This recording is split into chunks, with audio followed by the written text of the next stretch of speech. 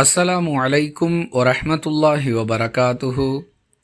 தினமும் ஒரு ஹதீஸ். அபு ஹுபைஷ் என்பவருடைய மகளாகிய ஃபாத்திமா என்ற பெண்மணி ரசூலுல்லாஹி ஸல்லல்லாஹு அலைஹி வஸல்லம் அவர்களை சந்தித்து, அல்லாஹுவின் தூதரே, நான் அதிகமான இரத்தப்போக்கு ஏற்படக்கூடிய பெண்ணாக இருக்கிறேன். நான் விரைவில் தூய்மை அடைவதில்லை. இது போன்ற காலகட்டத்தில் நான் தொழுகையை விட்டுவிடலாமா என்று கேட்டார்.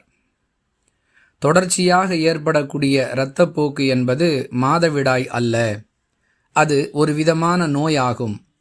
உனக்கு வழக்கமாக மாதவிடாய் ஏற்படக்கூடிய நாட்களில் தொழுகையை விட்டுவிடு.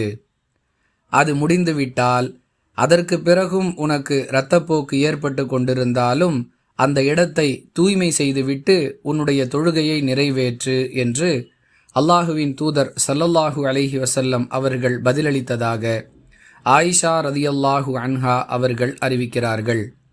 நூல் புகாரி, ஹதீஸ் எண் 228.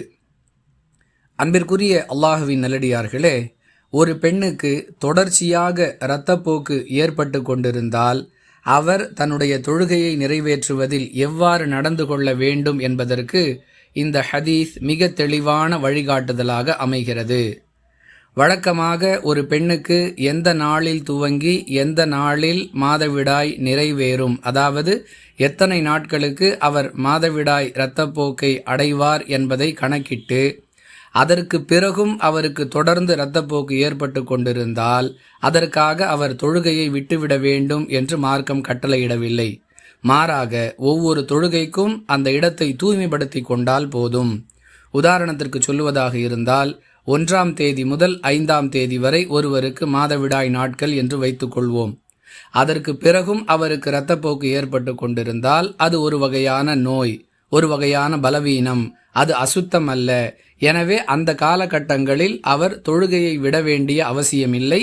ஒவ்வொரு தொழுகைக்கும் தூய்மை செய்து கொண்டு ஒலு செய்துவிட்டு தன்னுடைய தொழுகையை நிறைவேற்றலாம் என்பது இந்த ஹதீஸ் சொல்லக்கூடிய பாடம். புரிந்து நடந்து கொள்வோம். வாஹிரு தஅவானா அனில் ஹம்துலில்லாஹி ரப்பில் ஆலமீன். அஸ்ஸலாமு அலைக்கும் வரஹ்மத்துல்லாஹி வபரகாத்துஹு.